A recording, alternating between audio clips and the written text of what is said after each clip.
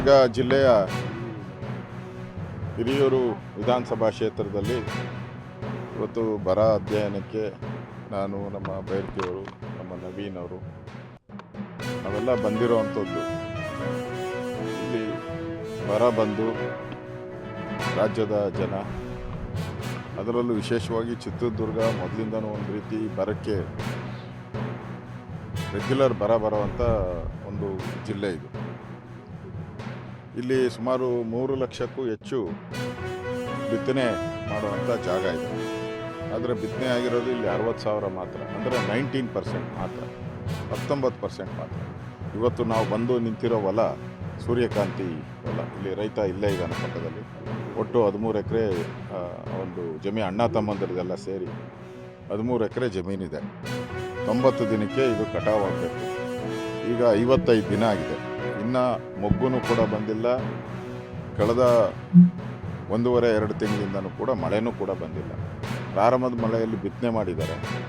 ಈಗ ಪೂರ್ತಿ ಇನ್ನು ಮಳೆ ಬಂದರೂ ಬೆಳೆ ಇಲ್ಲ, ಬರೆದಿದ್ರೂ ಮಳೆ ಇಲ್ಲ, ಆ ಪರಿಸ್ಥಿತಿ. ನಾನು ಕೇಳಿದೆ ರೈತರು, ಇವಾಗೇನೋ ಮಳೆ ಬಂದರೆ ಇಲ್ಲ, ಮಳೆ ಬಂದ್ರೂ ಕೂಡ ಇನ್ನು ಹೂ ಬರೋಕ್ಕಾಗಲ್ಲ, ಕಾಯಿನೂ ಬಿಡೋಕ್ಕಾಗಲ್ಲ, ಪೂರ್ತಿ ಹೊರಟೋಗಿದೆ ಅಂತ. ಅಂದರೆ ಪೂರ್ತಿ ಜಮೀನು ಇಲ್ಲಿರೋವಂಥದ್ದು ಎಲ್ಲನೂ ಆಲ್ಮೋಸ್ಟ್ ಆಲ್ ಸೂರ್ಯಕಾಂತಿ ಬೆಳೆದಿರೋವಂಥದ್ದು.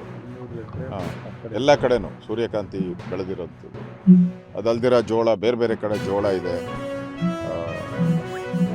ಶೇಂಗಾ, ಈ ಥರದ್ದೆಲ್ಲ ಬೆಳೀತಾರೆ. ಸೂರ್ಯಕಾಂತಿ ಅಂತೂ ಹೊರಟೋಗಿದೆ. ಅಂದರೆ ಇವತ್ತು ರೈತರು ಒಂದು ರೀತಿ ಕಂಗಾಲಾಗಿರುವಂಥದ್ದು.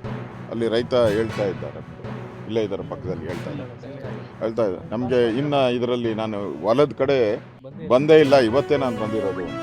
ಹೊಲದ ಕಡೆ ಬಂದು ನೋಡಿದ್ರೆ ನಾನು ನೋವಾಗ್ತದೆ, ಕಣ್ಣೀರು ಬರ್ತದೆ. ಅದಕ್ಕೆ ನಾನು 1 ತಿಂಗಳಾಯಿತು ಈ ಕಡೆ ಬಂದೇ ಇಲ್ಲ. ಮಳೆನೂ ಬರ್ತಾ ಇಲ್ಲ, ನಾನು ಬರಲಿಲ್ಲ. ಇನ್ನು ಬಂದ್ರೂ ಒಂದೇ, ಹೋದರೂ ಒಂದೇ. ಇದನ್ನು ಏನು ಮಾಡೋಕ್ಕೂ ಆಗಲ್ಲ. ಆ ಪರಿಸ್ಥಿತಿ ಇವತ್ತು ನಾವು ನೋಡ್ತಾ ಇದ್ದೀರಿ ಚಿತ್ರದುರ್ಗ ಜಿಲ್ಲೆಯಲ್ಲಿ, ಇಡೀ ರಾಜ್ಯದಲ್ಲಿ. ಅದರಿಂದ ನಾನು ಈಗ ನಮ್ಮ ಅಧಿಕಾರಿಗಳು ಎಲ್ಲ ಬಂದಿದ್ದಾರೆ, ಅಧಿಕಾರಿಗಳೆಲ್ಲ ಅಗ್ರಿಕಲ್ಚರು, ಹಾರ್ಟಿಕಲ್ಚರ್ ಡಿಪಾರ್ಟ್ಮೆಂಟ್ ಅವರೆಲ್ಲ ಬಂದಿದ್ದಾರೆ, ತಹಸೀಲ್ದಾರ್ ಎಲ್ಲ ಬಂದಿದ್ದಾರೆ.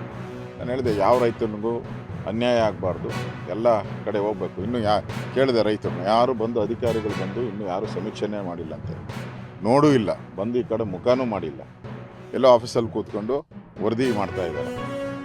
ಇದರಿಂದ ಭಾಳಷ್ಟು ರೈತರು ಬಿಟ್ಟೋಗೋ ಸಂದರ್ಭ ಜಾಸ್ತಿ ಇದೆ.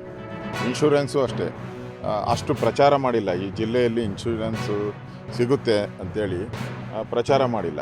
ನಿಮಗೆ 350 ರೂಪಾಯಿ ಕಟ್ಟಿದ್ರೆ ನಿಮಗೊಂದು 4,000 ರೂಪಾಯಿ ಪರಿಹಾರ ಬರ್ಬೋದು. ಅದು ಇನ್ಶೂರೆನ್ಸ್ದು, ಅದು 70%ಗಿಂತ ಜಾಸ್ತಿ ಲಾಸ್ ಆಗಿದ್ದರೆ ಮಾತ್ರ. ಅದರಿಂದ ಇವತ್ತು ರೈತ ಸಂಕಷ್ಟದಲ್ಲಿದ್ದಾರೆ. ನಾವು ಡಿಮ್ಯಾಂಡ್ ಈಗಾಗಲೇ ಬರ ಅಂತ ಘೋಷಣೆ ಮಾಡಿ. ಮಳೆ ಇಲ್ಲಿ ಬಂದು ಚಿತ್ರದುರ್ಗಲ್ಲೇ 2 ತಿಂಗಳಾಯ್ತಪ್ಪ. ನಾ ಹಿಂದೆ ಇದ್ದಾಗ, ರೆವಿನ್ಯೂ ಮಿನಿಸ್ಟ್ರ್ ಇದ್ದಾಗ, ನಾನು ಬರ ಘೋಷಣೆ ಆಗಿದ್ದು 1 ತಿಂಗಳಲ್ಲಿ ನಾನು ಎಲ್ಲರಿಗೂ ಪರಿಹಾರ ಕೊಟ್ಟಿದ್ದೆ. ದಾಖಲೆಗಳಿದೆ. ನಾನು ಎಷ್ಟು 4 ಇರಪ್ಪ ಯಾರು ನಾನಿದ್ದಂಥ 4 ವರ್ಷನೂ ಕೂಡ ಬರ ಪರಿಹಾರದ ಹಣವನ್ನು ಮೊದಲೆಲ್ಲ 9 ತಿಂಗಳು 11 ತಿಂಗಳು ತೊಗೊತಾ ಇದ್ದೆ. ನಾನು ಬಂದಾಗ 1 ತಿಂಗಳು 2 ತಿಂಗಳಲ್ಲಿ ಎಲ್ಲ ಹಣವನ್ನು ಕೊಟ್ಟಿದ್ದೆ. ನಾನು ಸರ್ಕಾರಕ್ಕೂ ಅದೇ ಆಗ್ರಹ ಮಾಡ್ತಾಯಿದ್ದೆ. ಕೇಂದ್ರ ಸರ್ಕಾರ ಅಂತೇಳಿ ಗೂಬೆ ಕೂಸಕ್ಕೆ ಹೋಗಬೇಡಿ. ನಾನು ಯಾವತ್ತೂ ಕೂಡ ಕೇಂದ್ರ ಸರ್ಕಾರದ ಮೇಲೆ ಒಂದಿನೂ ಹೇಳೇ ಇಲ್ಲ. ನಾನು ರೆವಿನ್ಯೂ ಮಿನಿಸ್ಟರ್, ನಮ್ಮ ಖಜಾನೆಯಲ್ಲಿ ಹಣ ಇತ್ತು, ನಾವೆಲ್ಲರಿಗೂ ಕೊಟ್ಬಿಟ್ರಿ ರೈತರು. ನ್ಯಾಚುರಲ್ಲ ಕೇಂದ್ರ ಸರ್ಕಾರ ಅವ್ರ ತಂಡ ಬರಬೇಕು, ಸಮೀಕ್ಷೆ ಮಾಡಬೇಕು, ಅದಾದಮೇಲೆ ಅವ್ರು ಬಂದೇ ಬರ್ತದೆ. ನ್ಯಾಚುರಲ್ ನಿಮ್ಮ ಅಕೌಂಟಿಗೆ ಸೇರ್ತದೆ. ಹಣ ಫಸ್ಟ್ ಬಿಡುಗಡೆ ಮಾಡೋದು ರಾಜ್ಯ ಸರ್ಕಾರ ಮಾಡಬೇಕು. ಅದರಲ್ಲಿ ಮೀನಾವೇಶ ಎಣಿಸ್ತಾ ಇದೆ.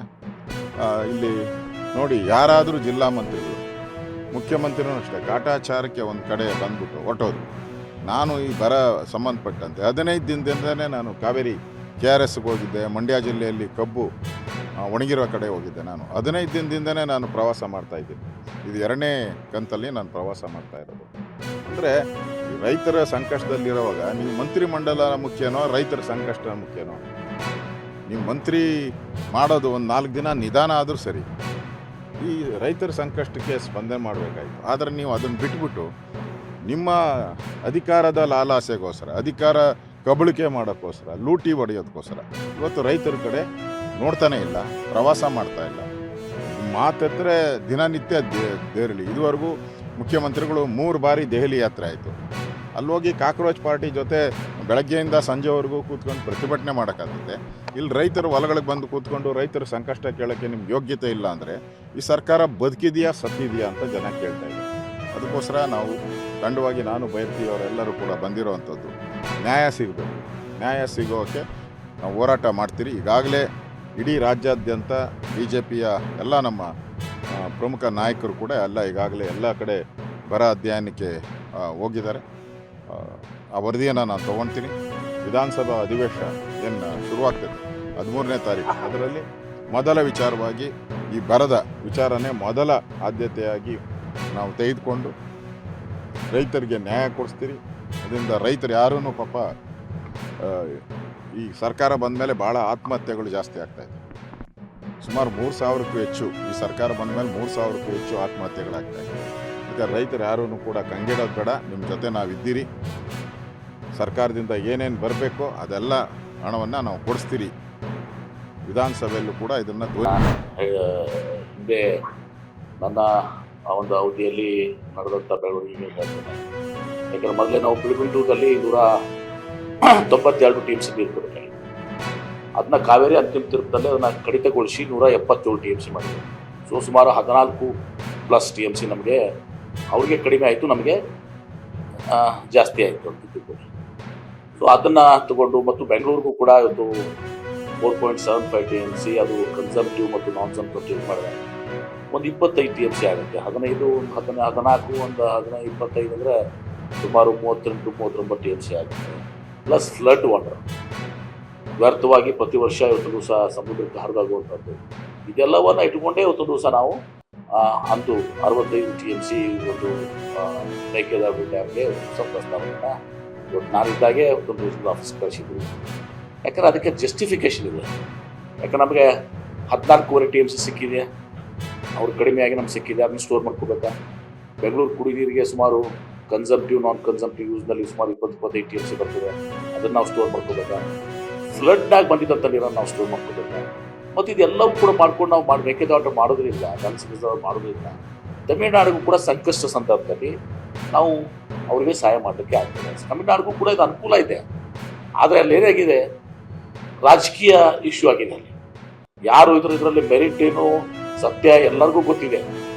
ಗೊತ್ತಿದ್ಕೊಂಡು ಯಾರಾದರೂ ಒಬ್ಬರು ಒಂದು ರಾಜಕೀಯ ಪಕ್ಷ ಮಾಡಿದ್ರೆ ಒಂದು ರಾಜಕೀಯ ಪಕ್ಷ ಅದನ್ನು ಲಾಭ ತಗೊಳಕ್ಕೆ ಹೋಗ್ತದೆ ಅಂತೇಳಿ ಅಲ್ಲಿ ರಾಜಕೀಯದ ನಿರ್ಣಯಗಳಾಗ್ತಾ ಇದ್ದಾವೆ ಹೊರತು ಅವರ ರಾಜ್ಯಕ್ಕೆ ಮೇಕೆದಾಟದಿಂದ ಸಂಪೂರ್ಣವಾಗಿ ಇವತ್ತು ದಿವಸ ಲಾಭ ಆಗ್ತದೆ. ಅದನ್ನು ಅವ್ರು ಅರ್ಥಕೊಳ್ಬೇಕು, ಆ ಕೆಲಸ ಮಾಡಬೇಕು. ಮತ್ತು ಕೇಂದ್ರ ಸರ್ಕಾರನೂ ಕೂಡ ಇದಕ್ಕೆ ಮಧ್ಯಸ್ಥಿಕೆ ವಹಿಸಿಕೊಂಡು ನಿಮಗೆ ಮೇಕೆದಾಟದಿಂದ ಪರವಾನಗಿ ಬೇಕಾಗಿಲ್ಲ ಅಂತ ಹೇಳ್ಕೊಂಡು CWC ಹೇಳಿದೆ. ಇವತ್ತು ಅದಾಗಿನೂ ಕೂಡ ಮನವರಿಕೆ ಮಾಡಿಕೊಟ್ಟಿದ್ರೆ ನಿಮಗೂ ಅನುಕೂಲ ಆಗುತ್ತೆ ಸಂಕಷ್ಟದ ಸಂದರ್ಭದಲ್ಲಿ ಅಂತ.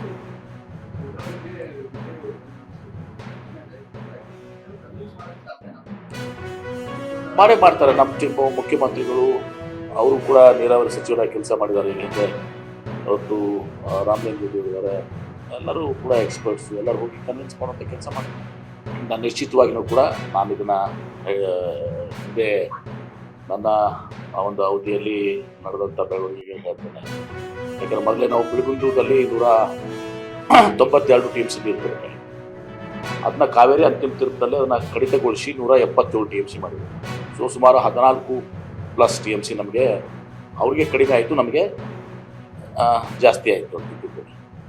ಸೊ ಅದನ್ನು ತಗೊಂಡು ಮತ್ತು ಬೆಂಗಳೂರಿಗೂ ಕೂಡ ಇವತ್ತು 4.75 TMC ಅದು ಕನ್ಸಂಪ್ಟಿವ್ ಮತ್ತು ನಾನ್ ಕನ್ಸಂಪ್ಟಿವ್ ಮಾಡಿದೆ. ಒಂದು 25 TMC ಆಗುತ್ತೆ. 15, 14, ಒಂದು 25 ಅಂದರೆ ಸುಮಾರು 38-39 TMC ಆಗುತ್ತೆ. ಪ್ಲಸ್ ಫ್ಲಡ್ ವಾಟರ್ ವ್ಯರ್ಥವಾಗಿ ಪ್ರತಿ ವರ್ಷ ಇವತ್ತು ದಿವಸ ಸಮುದ್ರಕ್ಕೆ ಹರಿದಾಗುವಂಥದ್ದು.